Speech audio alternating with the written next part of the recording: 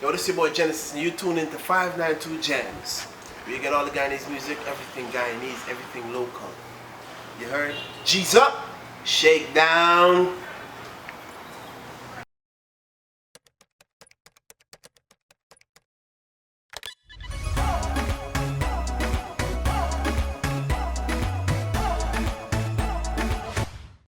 Well, G, you've been away for a little while. You're back in town. What's happening? What's been going on? Well, life this year has been crazy, and it's been an experience for me. You know, this year everything went up, way up, as Drake said. You know, everything was well. First of all, I am now signed to Shakedown Empire. They signed me as my management. They're my management. Right. So from now, my music is basically headed upstream, and everything has just been real fantastic, real great.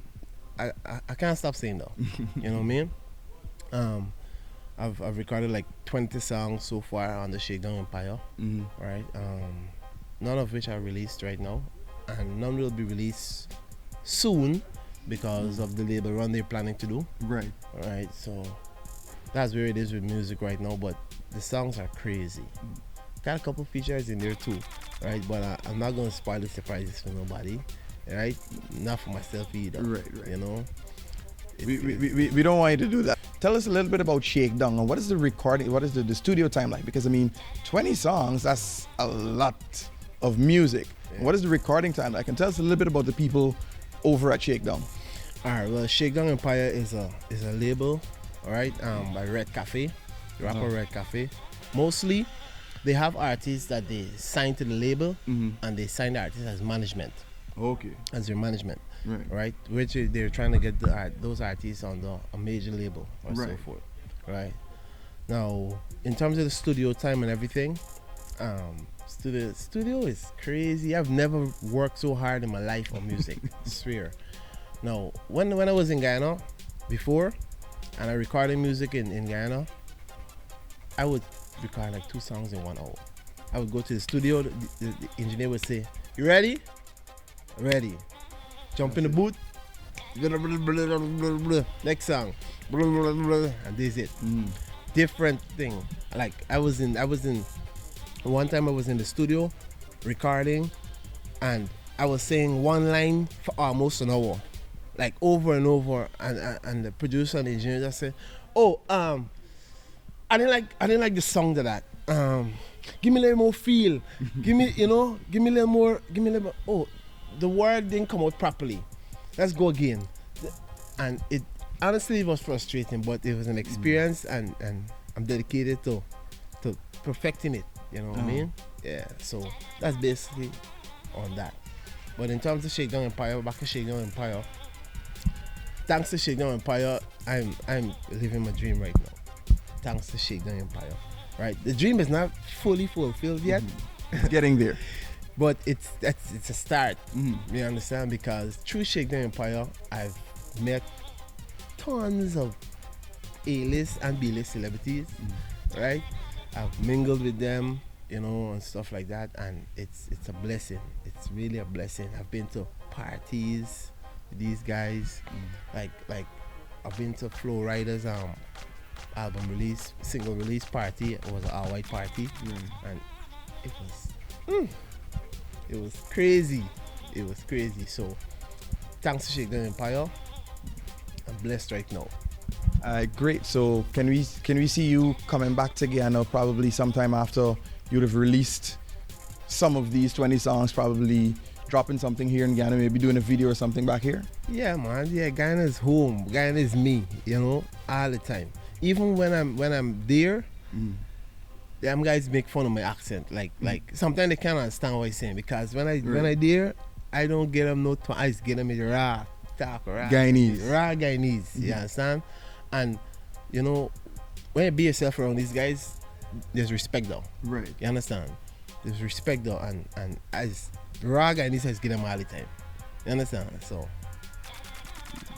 Red Cafe is Guyanese. yes. Right. Now, and of course you guys you signed to Shakedown, and Shakedown is also also management. Yes. So how did it come about really? You guys getting together and working out the way things are currently.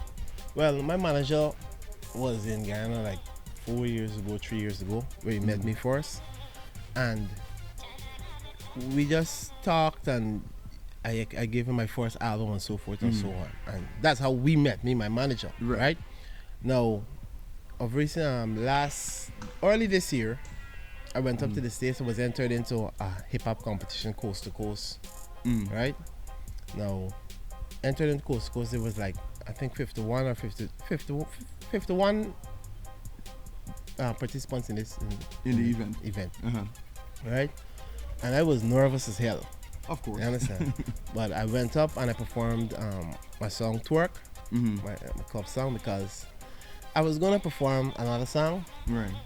But after the first 20 people went and the music they did, I was like, nah, but I can't go and sing. Had to change it up. Yeah. So I performed Twerk, and I came in third in the competition. And Red Cafe, my manager, there was Troy Ave, there was a bunch of artists there. Right. There was also Music Maestro, who's a big producer for Mary J. Blige and all them. Right. They were there, and after the competition, not really after the competition, after I came off the stage, Right. my manager remembered me, and he called me. We went to Red and so forth. He was introducing me to them and so on and so forth. After about third in the competition, everything went upstream from there. I was rolling around with them for a bit and so forth, and then after they listened to some of my songs, other songs and so forth, because the Red didn't hear anymore. So they listened to some more of my songs and so forth, and then everything kicked off. They gave me, that's when my manager became my manager. Right. And they gave me an agent, Glenn Sunfade. So now I have an agent and a manager who's dealing with certain stuff for me. You've recorded music in Guyana, you've recorded music in the United States of America. How do you compare and recording there as opposed to recording here? And what do you think that we in Guyana need to do to get to that standard? Because of course, recording in the US is a far higher standard. Yeah. So what do you think we need to do to get there? All right. Firstly, I think the engineers and the producers should like take more time in terms of with the artists in the song that they want, right? Because of my experience in Guyana, sometimes you go to record and the engineers already record 3 persons already for the day.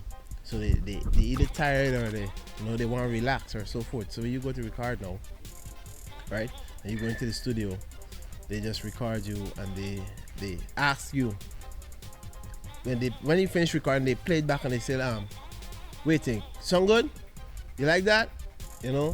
But I was made to understand from a producer in the States that that's really the engineer's job also.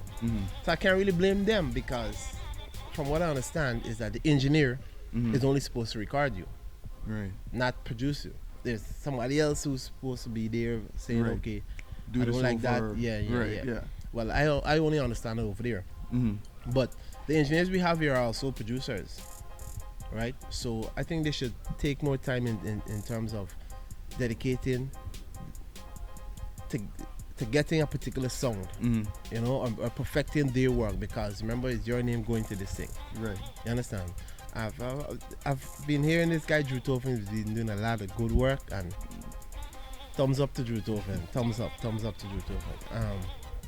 In terms of anything else with music and so forth in Guyana, I've been following this copyright thing, right? And the 50-50 thing, we'll be asking for. I think that's a big deal for us as Guyanese artists, because over there, everything is on the radio, right? I remember I know driving around, and every 2 minutes you're hearing, Fetty Wap, right? Every 2 minutes, every after every radio ad, Fetty Wap come on back. Right? So, well, I made it personal to myself to ask, how really this music thing on the radio is played? You just go up and ask them to play music or what? But from my understanding, the labels have budgets with these radio stations. Right? And the labels, let's say you're a new artist on Columbia Records. Columbia Records already have a budget at 105 for 105. So what will happen is that Columbia Records will call management or marketing for 105 and say, okay, I have a new artist, Marvin, and he got a new song. I want it buzzing. Right?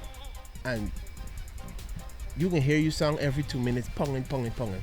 And trust me, if Guyanese music pongs on the airwaves, it can be big.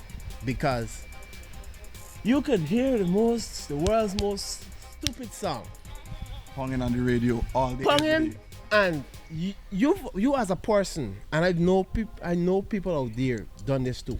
You don't like the best bone in this song. You don't like the best word in this song, but you catch yourself singing it sometime. Just because it's constantly already, banging in you. Yeah, it already washed in your brain there. You understand? So even when you want to hear it, subconsciously you hearing it. You understand? So you in your bar, you're cooking or you're cutting up something, and you just say, oh shucks, me really like this song. Why are you singing this song? You know what I mean? Yeah. So if Guyanese music is to bang on the radio, it can make a big impact in the music industry in Guyana. That's my input in it. Alright, so you heard it, people. You heard it. Play the music. Play the Guyanese music. Bang it in the airwaves. Get it out there. Make it happen. Alright? Alright, Jen G, is there anything else that you want to drop on us? Well, I just want to say thanks to everybody who's been supporting me so far in my music. Right?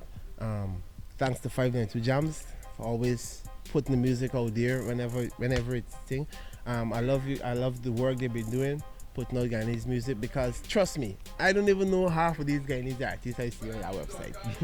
I swear. But I just be listening, I was like, what? This sounds real good, man. Honestly.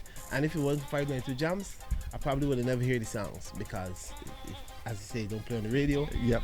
And and these people don't get no kind of motivation for going to a video or nothing, because to them they think it's a waste of money, And I don't know why my friend Jaliana give up. Jaliana, if you're watching this, brother man, pick up back the mic and let me do this thing, boss. You understand? Good. Alright, so you heard it. Well, of course, we want to wish you all the best, and definitely when you drop the music, bring it back home to Guyana. You know you got to drop it on 592 Jams, because we got to be pushing it. Of course, all right? definitely. All right, so keep it pushing, make it happen. We would love to definitely hear what's going to happen, what's coming from you, because of course, if you guys remember Get Back Up, you guys remember the other one, Radio, So in Love. Those are some really, really good songs, really, really impactful music. So you definitely be looking forward to the future to hear what's going to happen, from Gennesiz later on. So, best of luck to you. This is 592 Jams. It's your boy Marvin. Music is we life. Said she love my little accent and she love the way I ball. If she only knew I borrowed all this money from my bra. Said she like to party hard. Is you good with that or not? I'm like, baby, when you ball with me, you just be who you are. Go out.